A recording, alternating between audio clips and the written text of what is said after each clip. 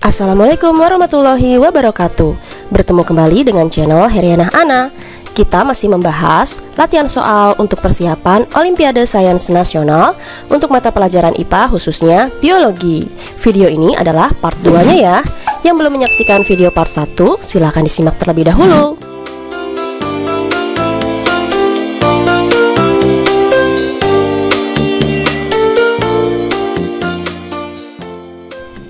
Baik, kita mulai dari soal nomor 13. Orang yang mengidap penyakit asma pada saat kambuh biasanya menghisap inhaler atau obat hisap yang mengandung kortikosteroid sehingga merasa napasnya menjadi lega.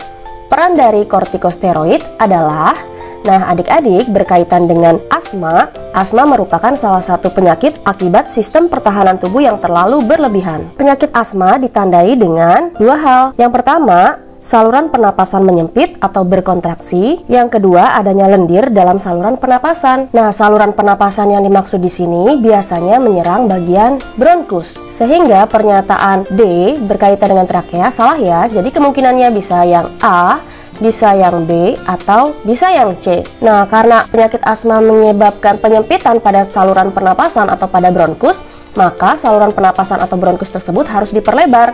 Caranya adalah dengan melakukan relaksasi, karena relaksasi adalah lawan dari kontraksi.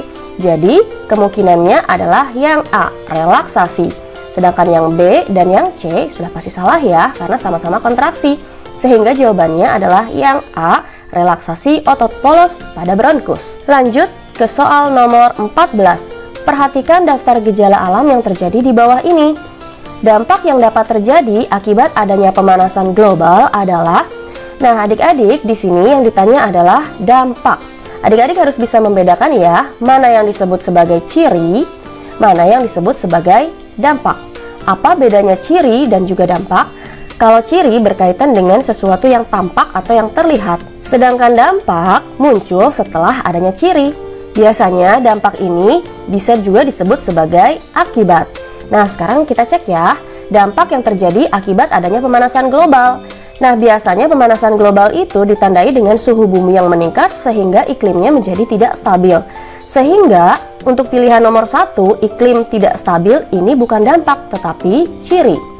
Dan untuk pilihan nomor 10, suhu bumi meningkat, ini juga bukan dampak tetapi cirinya. Sehingga nomor 1 dan nomor 10 jangan dipilih ya. Kita coret dulu nomor 1 dan juga nomor 10. Jadi sudah ada ya jawabannya nomor 2, 6, 7, 8, dan 9. Yang B, kita cek dulu ya satu persatu. Nomor 2, peningkatan permukaan laut. Nah ini betul, ini adalah dampak atau akibat pada saat suhu bumi meningkat atau panas yang berlebihan sehingga menyebabkan peningkatan pada air laut. Nah, peningkatan pada air laut ini biasanya akibat dari es di kutub mencair sehingga volume air laut menjadi meningkat. Kemudian nomor 6. Nomor 6, berkurangnya kandungan karbon dioksida di laut. Nah, ini juga dampak dari adanya pemanasan global. Kandungan karbon dioksida di laut berkurang karena karbon dioksida paling banyak berada di atmosfer.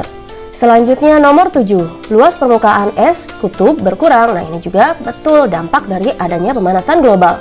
Kemudian nomor 8, terjadi kepunahan hewan atau tumbuhan tertentu. Nah, ini juga betul. Kemudian nomor 9, pertumbuhan terumbu karang terganggu. Nah, betul ya. Akibat pemanasan global, suhu di air laut meningkat sehingga terumbu karang akan terganggu atau bahkan menyebabkan kematian. Sehingga sudah pasti jawabannya 2, 6, 7, 8, dan 9.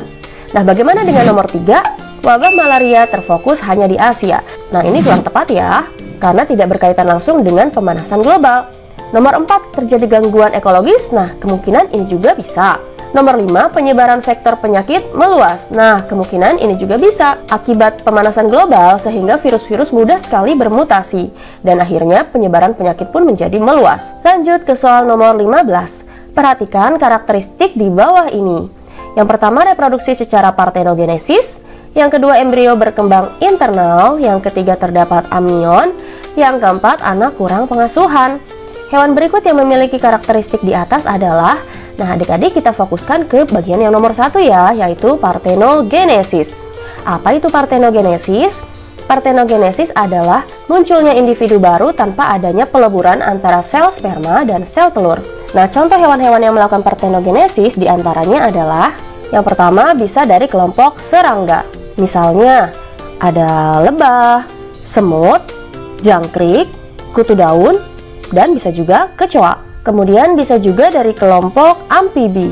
Untuk kelompok amfibi yang bisa melakukan partenogenesis misalnya salamander. Selanjutnya bisa juga kelompok Pisces, misalnya hiu. Dan satu lagi bisa dari kelompok reptil, misalnya ular, komodo, dan bisa juga kadal. Nah, sekarang kita cek ya pilihan-pilihan jawabannya. Ada kadal, katak, burung, dan juga mamalia. Nah, dari keempat hewan ini yang bisa melakukan partenogenesis adalah yang A atau kadal. Soal nomor 16.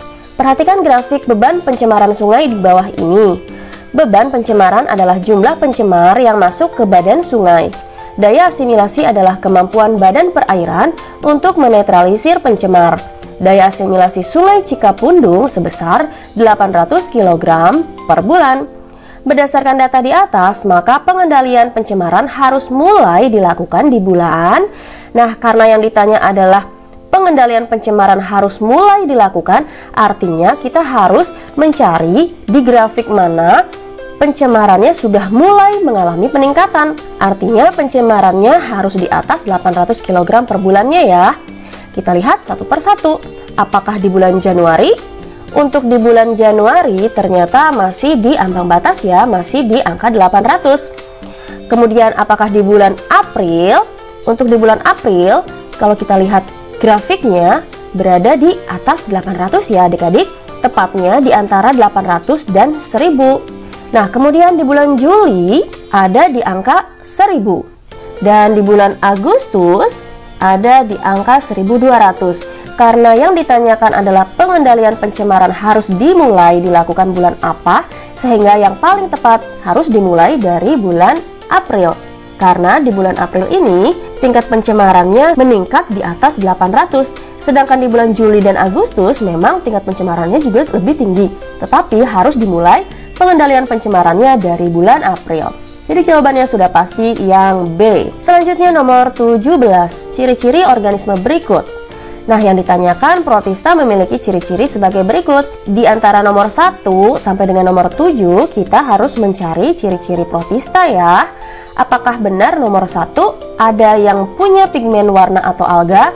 Ya, betul. Karena protista terbagi menjadi 3. Ada protista yang mirip hewan disebut protozoa. Kemudian yang kedua ada protista mirip tumbuhan disebut alga atau ganggang. Dan satu lagi ada protista mirip jamur. Jadi jawaban nomor 1 sudah pasti betul ya. Sekarang nomor 2 belum memiliki sistem jaringan yang jelas. Nah, ini juga kemungkinan betul. Karena ciri dari protista ada yang masih unisel dan ada juga yang sudah multisel. Jika protista tersebut masih unisel atau masih satu sel sehingga belum memiliki sistem jaringan yang jelas ya. Sekarang nomor 3, eukariotik memiliki membran inti. Nah, ini juga betul. Protista bersifat eukariotik karena sudah memiliki membran inti. Satu-satunya kingdom yang belum memiliki membran inti adalah Monera ya, yang bersifat prokariotik. Berikutnya nomor 4, memiliki alat gerak yang sederhana. Nah, ini juga betul. Di antara ketiga protista ini yang memiliki alat gerak sederhana misalnya adalah kelompok protozoa. Jadi kita sudah mendapatkan 4 jawaban yang betul nih dari nomor 1, nomor 2, nomor 3, dan juga nomor 4. Jadi jawabannya yang A. Coba kita cek nomor 5-7 ya. Nomor 5 memiliki sel otot untuk penggerak. Walaupun memiliki alat gerak yang sederhana, tetapi kelompok protista belum memiliki sel otot untuk penggerak ya. Kemudian nomor 6 memiliki sel saraf untuk rangsangan. Nah, ini juga belum punya. Dan nomor 7 reproduksi umumnya seksual. Nah, ini juga salah karena reproduksinya bisa aseksual, bisa juga seksual. Lanjut ke soal nomor 18. Seorang siswa melakukan kegiatan praktikum mereaksikan asam klorida dengan natrium hidroksida dengan jumlah dan konsentrasi yang sama.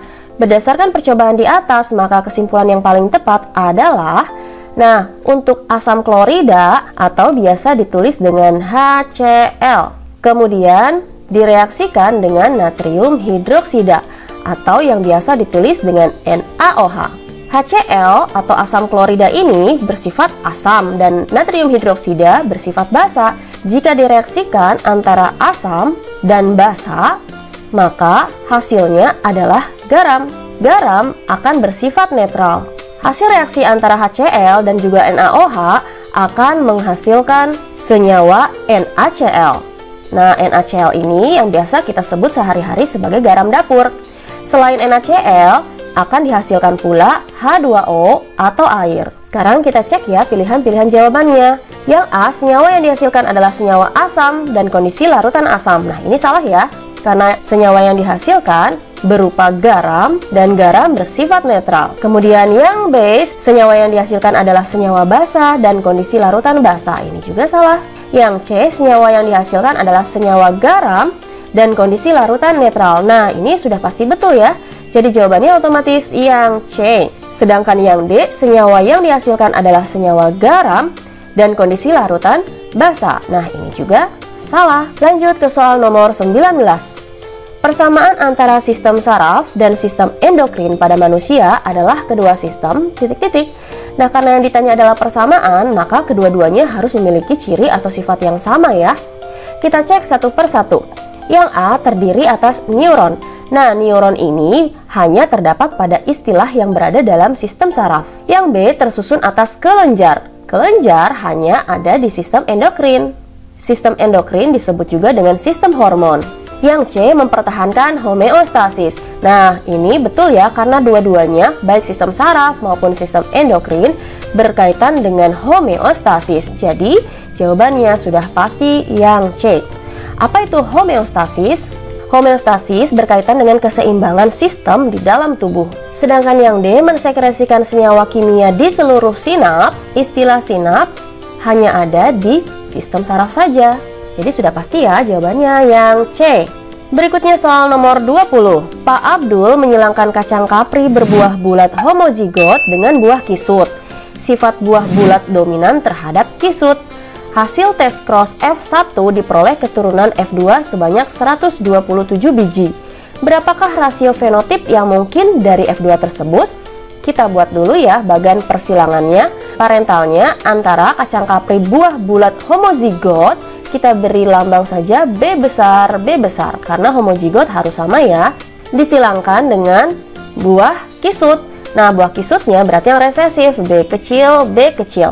Nah, dari persilangan ini sudah pasti hasilnya adalah B besar B kecil kan? Kemudian F1 yang diperoleh di tes cross. Nah, tes cross itu apa? Tes cross itu adalah menyilangkan anakannya ini dengan individu yang homozigot resesif atau yang kecil semua. Kalau dilambangkan B kecil.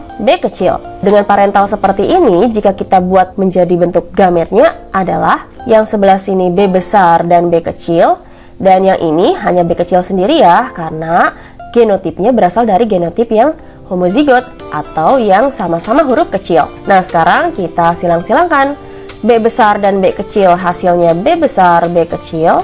Kemudian B kecil dan B kecil jadi B kecil juga. Nah, karena anakannya hanya dua genotip sehingga perbandingannya 1:1 atau 50% berbanding 50%. Yang ditanya adalah berapa rasio fenotip yang mungkin dari F2 tersebut. Kalau kita perhatikan pilihan-pilihan jawabannya, mana yang mendekati rasio perbandingan 50% atau 1:1. Untuk yang A 60 dan 67. Nah, ini masih dekat ya.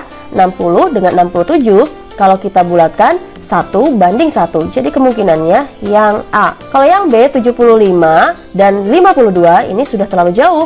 Yang C 83 dan 44. Nah, ini juga kemungkinannya sudah jauh. Bisa 2:1. Kemudian yang D 92 dan 35 ini juga sudah sangat jauh, bisa 3:1. Jadi yang mendekati adalah yang A 60 dan juga 67, 1:1. Selanjutnya soal nomor 21. Reaksi-reaksi kimia di dalam sel yang berkaitan dengan penyusunan dan perombakan senyawa merupakan peristiwa. Nah, adik-adik, ini berkaitan dengan materi metabolisme. Nah, metabolisme tersebut terbagi menjadi dua. Ada yang dikenal dengan nama katabolisme, ada yang dikenal dengan nama anabolisme. Apa perbedaan di antara keduanya? Kalau katabolisme berkaitan dengan reaksi penguraian zat dari yang besar menjadi yang kecil, atau kita singkat saja reaksi penguraian. Sedangkan anabolisme sebaliknya, berupa reaksi penyusunan atau reaksi pembentukan. Anabolisme ini menyusun zat-zat dari yang kecil menjadi zat-zat yang ukurannya lebih besar. Nah, pertanyaannya di sini adalah berkaitan dengan penyusunan dan juga perombakan. Penyusunan artinya reaksinya anabolisme, sedangkan perombakan sama saja dengan penguraian atau katabolisme. Karena dua-duanya berperan sehingga jawabannya adalah metabolisme, karena metabolisme itu terbagi jadi dua, bisa penguraian atau perombakan dan juga bisa penyusunan. Jadi yang paling tepat adalah yang D. Lanjut ke soal nomor 22. Perhatikan grafik di bawah ini. Berdasarkan grafik di atas, maka pernyataan yang tepat adalah, nah kita lihat dulu ya grafiknya. Di sini ada pertumbuhan bakteri. Pertumbuhan bakteri sesuai dengan grafik awalnya rendah, kemudian lama-kelamaan meningkat, dan akhirnya stabil ya. Dan ada juga grafik glukosa dan juga selulosa.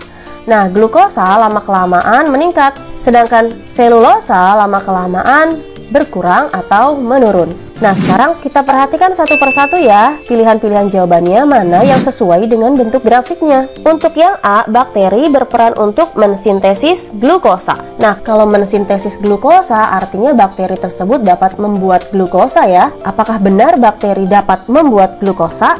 Nah, jawabannya tidak ya. Bakteri tidak bisa mensintesis glukosa. Bakteri itu hanya bisa mengubah glukosa menjadi bentuk senyawa lain. Misalnya, glukosa diubah menjadi selulosa. Untuk mengubah glukosa menjadi selulosa, misalnya ingat bakteri untuk membuat nata de coco atau bakteri Acetobacter psilynum. Bakteri Acetobacter psilynum ini dapat mengubah glukosa atau gula menjadi selulosa. Nah, selulosanya dalam bentuk jalinan-jalinan putih yang kita kenal sebagai nata. Jadi, ini adalah reaksi untuk pembuatan nata de coco. Pada saat Acetobacter mengubah glukosa menjadi selulosa, sehingga seharusnya glukosanya akan menurun, sedangkan selulosanya akan meningkat. Kenapa meningkat? Karena glukosanya banyak diubah menjadi selulosa. Kalau kita perhatikan dari grafik, glukosanya semakin meningkat, sedangkan selulosanya semakin menurun. Artinya tidak sesuai ya. Kecuali ada juga bakteri-bakteri tertentu yang mengubah selulosa menjadi glukosa. Biasanya bakteri-bakteri yang berperan untuk mengubah selulosa menjadi glukosa dikenal dengan nama bakteri selulotik. Kalau reaksinya seperti ini, sehingga selulosanya berkurang dan glukosanya meningkat. Nah, kemungkinan yang ini betul ya. Tapi kita harus cari pilihan jawaban yang tepat. Kalau yang B, bakteri berperan memproduksi enzim selulase. Nah, enzim selulase inilah yang berperan untuk mengubah selulosa menjadi glukosa. Jadi, bakteri selulotik ini akan berperan untuk menghasilkan enzim selulase yang mengubah selulosa menjadi glukosa. Nah, untuk kemungkinan jawaban B bisa jadi benar ya. Bakteri berperan memproduksi enzim selulase sehingga mengubah selulosa menjadi glukosa. Dan akhirnya selulasanya jadi berkurang dan glukosanya menjadi meningkat. Tapi kita cek dulu ya pilihan jawaban yang lainnya. Yang C, bakteri tumbuh dengan mengkonsumsi selulosa. Nah, ada istilah mengkonsumsi di sini salah ya. Seharusnya bukan mengkonsumsi tetapi mengubah atau mendegradasi selulosa menjadi glukosa. Kemudian yang D, bakteri mengubah glukosa menjadi selulosa. Nah, ini kemungkinan juga betul. Glukosa diubah menjadi selulosa oleh bakteri Acetobacter psilynum untuk pembuatan nata de coco. Tetapi kalau lihat dari grafik, glukosanya meningkat. Sedangkan pada saat pembuatan nata de coco yang meningkat adalah selulosanya, bukan glukosa. Sehingga di antara B dan D sesuai dengan grafik yang paling tepat adalah yang B. Bakteri berperan memproduksi enzim selulase sehingga mengubah selulosa menjadi glukosa dan akhirnya glukosanya akan meningkat dan selulosanya akan menurun. Sesuai dengan bentuk grafiknya, glukosa meningkat dan selulosa menurun. Kita lanjut soal nomor 23. Pada waktu kita sentuh daun tumbuhan putri malu atau Mimosa pudica, seluruh daunnya akan menutup karena adanya. Nah, adik-adik masih ingat gerakan pada putri malu yang disentuh? Ini adalah salah satu gerak pada tanaman yang dikenal dengan nama seismonasti. Nah, kenapa daun putri malu menutup pada saat disentuh? Karena berkaitan dengan tekanan turgor. Apa itu turgor? Turgor dikenal dengan nama ketegangan sel. Nah, turgor ini berkaitan juga dengan perubahan kadar air. Pada saat daun putri malu disentuh, maka tekanan turgornya akan melemah akibat dari kadar airnya yang berkurang, sehingga daun putri malu tersebut akan menutup. Jadi, pilihan-pilihan jawabannya yang mana yang tepat? Nah, ini dia yang ada turgornya. Perubahan turgor pada jaringan tulang daun. Selanjutnya adalah nomor 24. Ini adalah nomor terakhir ya adik-adik. Perhatikan tabel hasil percobaan uji bahan makanan di bawah ini. Berdasarkan hasil percobaan di atas, bahan makanan manakah yang mengandung formalin? Nah, kita lihat ya, di sini diujinya menggunakan ekstrak dari kunyit. Nah, yang namanya kunyit sudah pasti kan warnanya kuning. Nah, pada saat menggunakan formalin, apakah warna kuningnya berubah? Ya, pasti berubah. Tidak menjadi kuning normal lagi, tetapi warna kuningnya akan menggelap sehingga akan berubah warna menjadi pekat, bahkan menuju ke warna merah ya.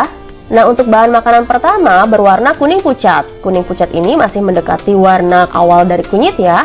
Nomor 2, oranye pekat. Nah, ini kemungkinannya betul. Warna oranye pekat ini tanda bahwa ada formalin yang ditambahkan pada bahan makanan tersebut. Nomor 3, masih berwarna kuning. Artinya tidak terjadi perubahan warna apapun. Dan nomor 4, berwarna merah bata. Nah, warna merah bata artinya sudah lebih pekat lagi, atau mungkin formalinnya sudah sangat tinggi. Jadi jawabannya nomor 2 dan nomor 4 yang D. Baiklah adik-adik, pembahasan soalnya sudah selesai. Sampai berjumpa di pembahasan soal-soal OSN selanjutnya. Wassalamualaikum warahmatullahi wabarakatuh.